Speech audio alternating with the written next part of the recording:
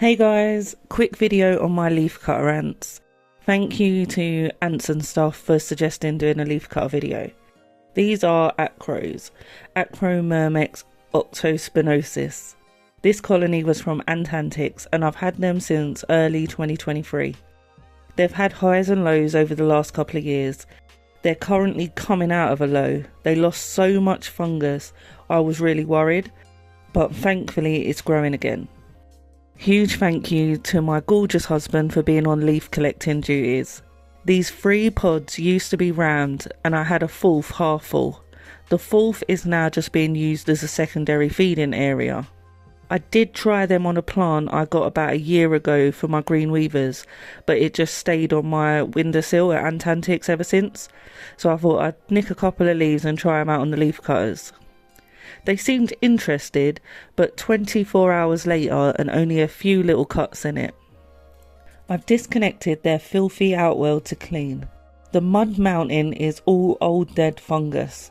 Well, not super old because I fully emptied this setup a couple of months ago, and they are just the gift that keeps on giving. There are tunnels in the waste too, full of ants. To clean this chaos, I literally spoon out the trash and separate the ants from the waste. This took me several hours. At 2 AM I was losing the will to live, but was seeing some progress. FYI, the fungus waste is meant to be amazing to add to plants. These are all the workers that were hiding out in the soil. When sorting them from the soil, I just put them in a barrier tub. I use talc barrier because it's easier to pour them back in. But the downside of using the talc barrier over the oil barrier is they get through it fast, especially when their only goal is to get out. So I couldn't really leave this job till the morning. Much better.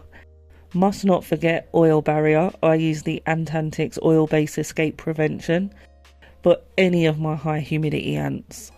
Reconnected. 1 pot for dried rose petals and the other for trash. I messed up slightly and dumped all the rubbish in my garden, when you're meant to keep a little bit to start off their trash pile so they know where to dump their rubbish. So I just had to find tiny bits, but 24 hours later they got the memo and they used the trash. Then I chucked in a little bit of privet and set up a 5-minute time lapse and let the leaf cutters roam in their outworld. All of the trails and mapping have been cleaned away, so it's madness, but as it goes on you can start seeing patterns in their movements. And every time I do this it makes me realise that if these ladies ever got out, this is how crazy and fast it would be. There is no caution with them, just pure bravery. It would be an absolute nightmare. Tons of mini cutters on the loose. At this point it was about 3:30 AM, so I went to bed. By 8:30 in the morning the privet was gone, so I added some little pink flowers from my garden and some bramble that my husband collected. They showed loads of interest in the flowers.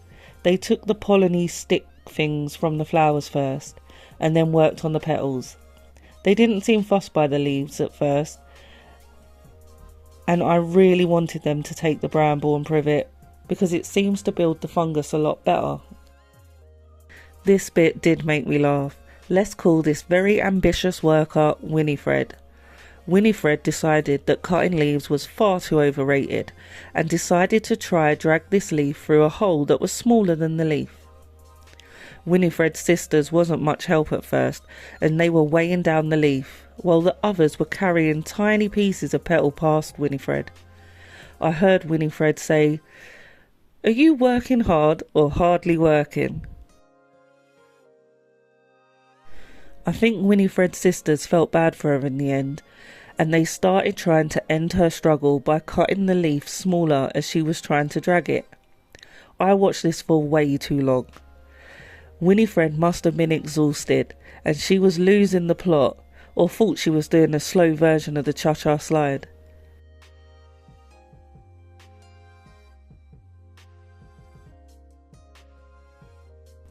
And by the time Winifred found the hole, the leaf wasn't nearly as impressive as she thought it would be.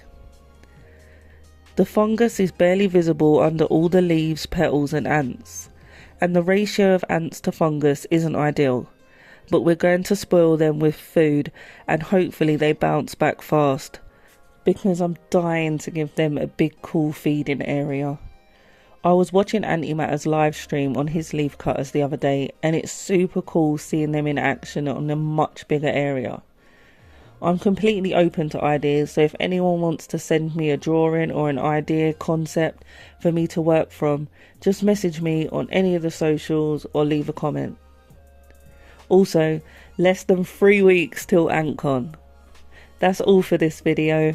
As always, thanks for watching, take care, stay safe, bye!